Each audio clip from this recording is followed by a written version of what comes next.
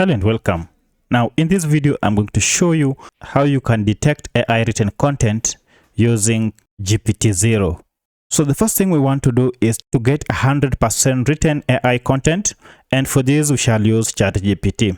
So I'll ask ChatGPT to write for me an article. So here's my query: write an article on top 7 technologies of the future, and let ChatGPT do the work. So here's my article on top 7 technologies of the future. This is 100% written by ChatGPT, and we want to see how we can detect that this is an AI written article or content. What I'll do is to copy this article and then go to our website called GPTZero. And here we have a box here where we can just drop our article and then it will detect. This is the basic query: was this text written by AI or human? So I'll go ahead and paste it here and then click on scan for AI.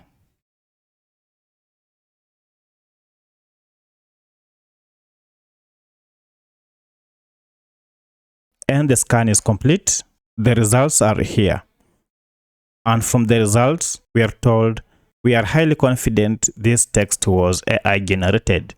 And what is the percentage? 100% probability AI generated. When you go down here, you can see on human detection, it is 0. On whether it is a mixture of human text and AI written, it is 0.